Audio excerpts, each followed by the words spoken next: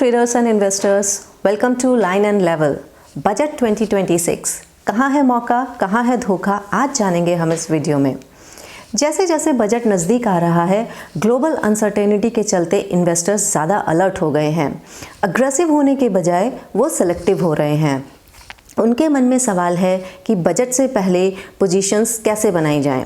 Market experts का भी मानना यही है कि ये समय अंधाधुंध खरीदारी का नहीं बल्कि सोचकर समझकर इन्वेस्ट करने का है, क्योंकि इस समय बजट को लेकर सभी अपने अपने कयास लगा रहे हैं। किसी का मानना है कि टैक्स घटेगा, तो कोई कहता है कि गवर्नमेंट का फोकस रियलिटी सेक्टर पर हो सकता है, पर ये सब सिर्फ अजम्पशंस हैं। बजट कोई लॉटरी टिकट नहीं है। ये समझना ज़रूरी है कि ये समय डिसिप्लिन्ड पोर्टफोलियो पोजीशनिंग का है।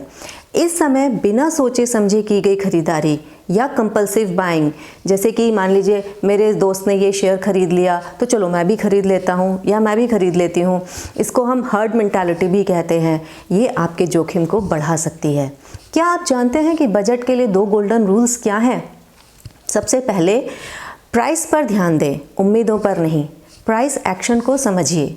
यदि फाइनेंस मिनिस्टर कोई अनाउंसमेंट करती हैं पर शेयर का प्राइस नहीं भागता है, तो समझ लीजिए कि मार्केट उसे पहले ही प्राइस इन कर चुका है। Second rule, capital protection should be our main motto. Budget वाले दिन 5% कमाने के लिए अपनी 20% कैपिटल को दांव पर मत लगाइए, because capital is our true profit. आपको क्या लगता है कि क्या बाज़ार में अभी खरीदारी के मौके हैं? मेरा ऐसा मानना है कि जो सोने ने छलांग लगाई है उससे एक इंटरेस्टिंग सिचुएशन बन गई है। निफ्टी और गोल्ड का रेशो एक कंफर्टेबल जोन में है, जिसका मतलब ये है कि इस टाइम पर equity market is looking more attractive rather than gold. तो अगर बजट वाले दिन कोई पैनिक सेलिंग मार्केट में आती है तो अच्छी कंपनियों को डिस्काउंट सेल समझकर खरीद कर होल्ड कर सकते हैं। अब एक एडवाइस ट्रेडर्स के लिए, मैं मानती हूँ कि बजट वाला दिन फाइनेंशियल मार्केट के लिए एक इम्पॉर्टेंट दिन है, पर ये याद रखिएगा कि ये ट्रेडिंग का आखिरी दिन नहीं है। जो भी अपनी पोजीशन आप बजट वाले दिन बनाएं, वो एक प्रॉपर रिस्क मैनेजमेंट के साथ बनाएं, एक्सेस लीवरेज ना लें। चलिए अब देखते हैं कुछ इंपॉर्टेंट सेक्टर्स जहां पर बजट में इस बार गवर्नमेंट का फोकस हो सकता है। इससे रिलेटेड एक शॉर्ट मैं पहले भी बना चुकी हूं, जिसका लिंक मैं डिस्क्रिप्शन बॉक्स में डाल दूंगी। तो मेरी एडवाइस है कि आप एक बार जाकर उस शॉर्ट को भी ज़रूर देखें। तो आइए देखते हैं कुछ सेक्टर्स।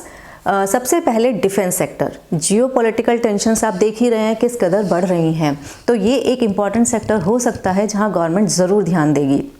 इससे जुड़ी कुछ कंपनियां जैसे कि BEL, BDL, HAL, जिन पर आप ध्यान दे सकते हैं। दूसरा सेक्टर हो सकता है FMCG, HUL, नेस्ले, ब्रिटानिया, ये कुछ कंपनियां हैं इसी सेक्टर से जुड़ी हुई। तीसरा सेक्टर हो सकता है infra, railway, roads, logistics, ports, जहां पर गवर्नमेंट अपना कैपेक्स बढ़ा सकती है। तो इससे जुड़ी कंपनियां हैं RVNL, इरकॉन इंटरनेशनल, BEML, इन कंपनियों पर भी आप ध्यान दे सकते हैं। एक इम्पॉर्टेंट सेक्टर जो मुझे इस बार लगता है कि गवर्नमेंट ध्यान दे सकती है वो है एनर्जी का सेक्टर।